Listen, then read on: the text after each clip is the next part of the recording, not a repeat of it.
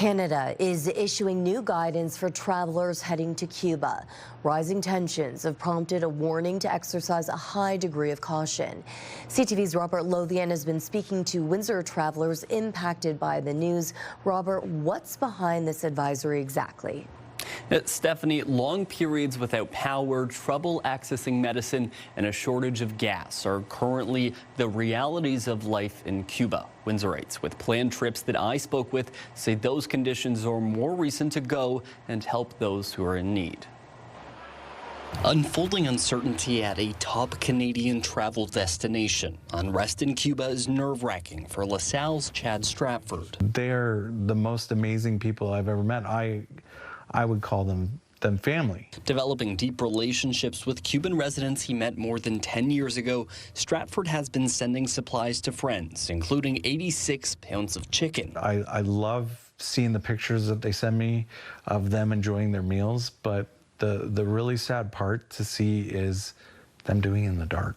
There she is. One of Stratford's friends agreed to share her account of life in Cuba on the basis of anonymity. We'll call her Maria. How's the power situation over there?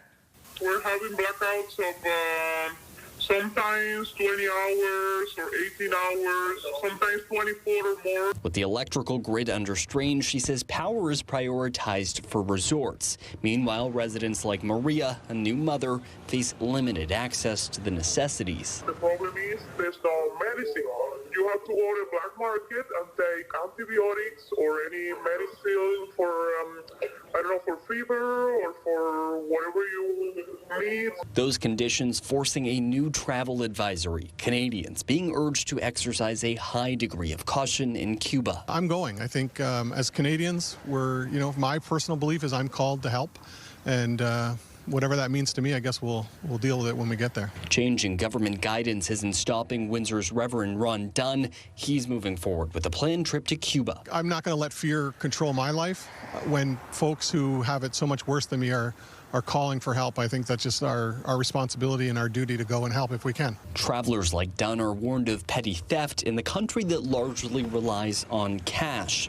According to a tourism management professor, Canadians should take all precautions possible. Take an actual paper copy of your passport, because if you run out of power, your phone may not work to show the picture of it. Bring along any extra medication. Once again, with your travel insurance, make sure what the cancellation policies actually are. We're stopped here.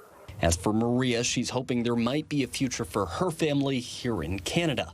Until then, Stratford will continue sending help, but is unsure if he'll travel. If the staff are telling you that it's really bad, what are you supposed to do?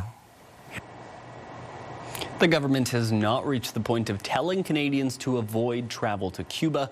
Those who do choose to make the trip are urged to sign up for registration of Canadians abroad and prepare for any last-minute changes to their travel plans. Stephanie. Okay, Robert Lothian with our top story. Thank you for this, Robert.